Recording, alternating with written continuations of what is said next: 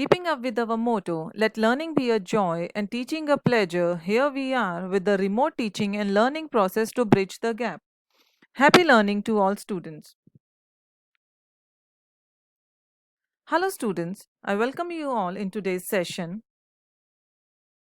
Today, we are going to study chapter 5 of history, which is the religious trends in ancient India. This is the third and the last part of this chapter.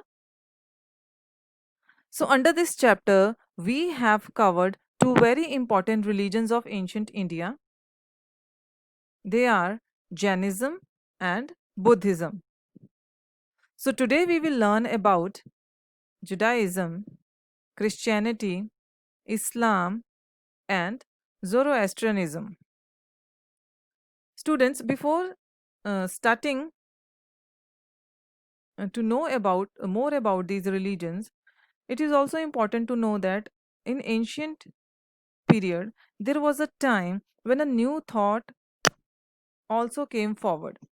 Except these religions, a new thought also came forward, which is known as Lokayat or Charvak.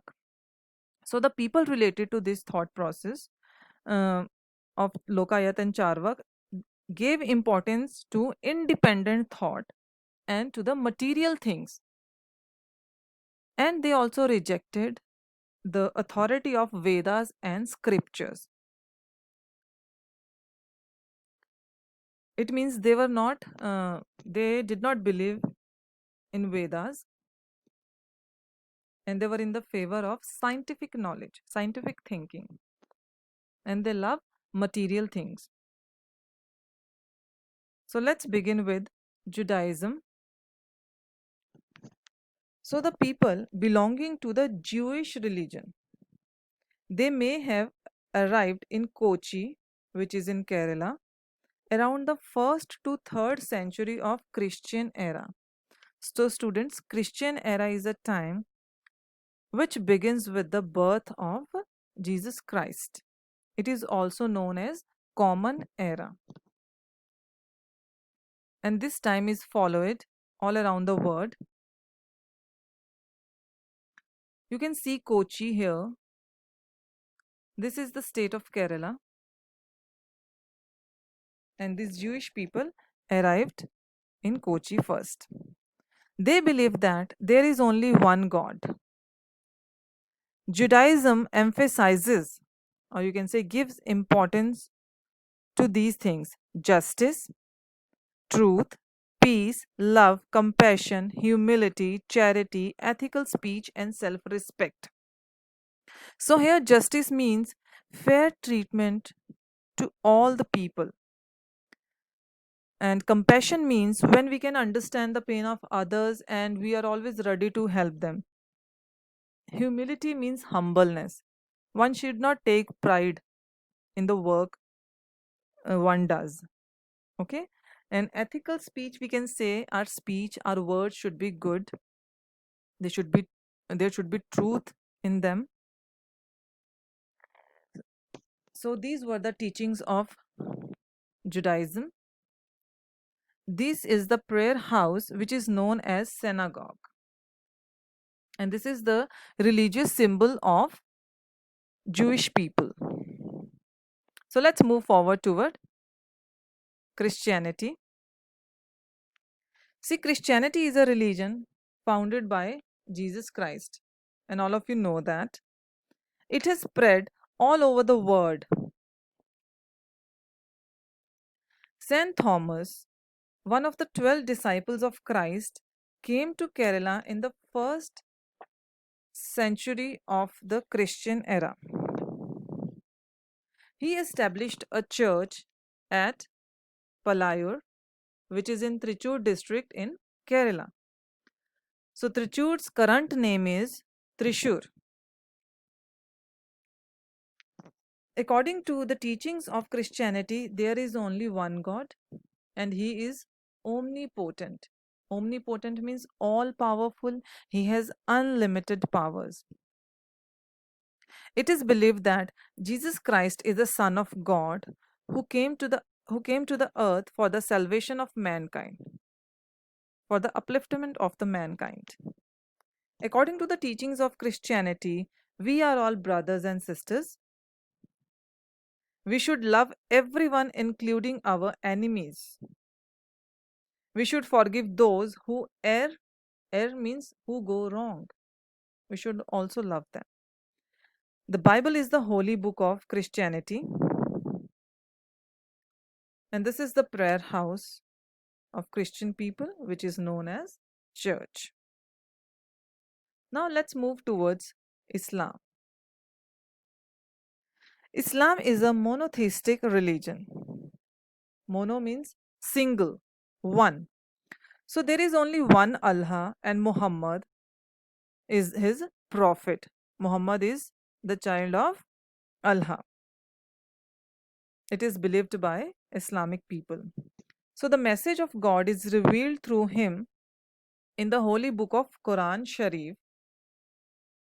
The word Islam means peace. It also means surrender to Allah, taking shelter of Allah. The teaching of Islam is that Allah is eternal. He has no end. He is absolute and all powerful and merciful. The purpose of human existence is to worship Allah. The Quran Sharif guides how man should behave in life. Since ancient times, there have been trade relations between India and Arabs. Okay, you have seen, we have studied, all people came through Kerala, or just because of trade, they reached India, and because of that, many new religions took birth on Indian land. And Islam also spread like this. Arab traders used to visit the ports on the coast on Kerala. Islam spread in Arabia in the 7th century CE, and it also arrived in the same century through the Arab traders. In the prayer house of Islam is known as mosque or masjid. So the last religion which we are going to cover here is Zoroastrianism. So since ancient times, the Zoroastrian people and Vedic people have shared ties. It means they had relationship among them. So the sacred book of Parsis or Zoroastrian people is the Avesta. The language of Rig Veda and Avesta is similar. As it is said here that these people have ties, have relationships. So language of their scriptures or religious books is somewhere similar. Parsis came to India from the Pars or Fars province, which is in Iran.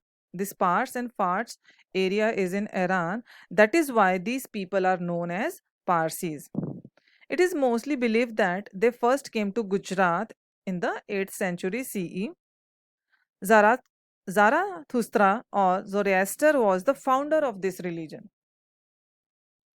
And Ahura Mazda is the name of their god whom they worship. The elements of fire and water are very important in their religion.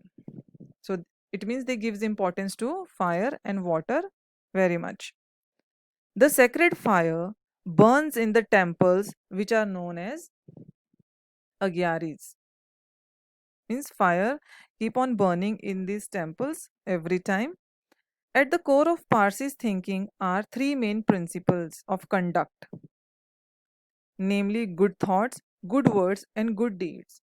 So, students, if you see all the religions which we have studied till now, all of them teaches us the same thing, that same principles, that we should have good conduct, good thoughts, good words, and we should do good things also, good deeds. And we should have compassion for others. So the essence of all the religions is same. So that's all for this chapter. Thank you, students. Thank you very much.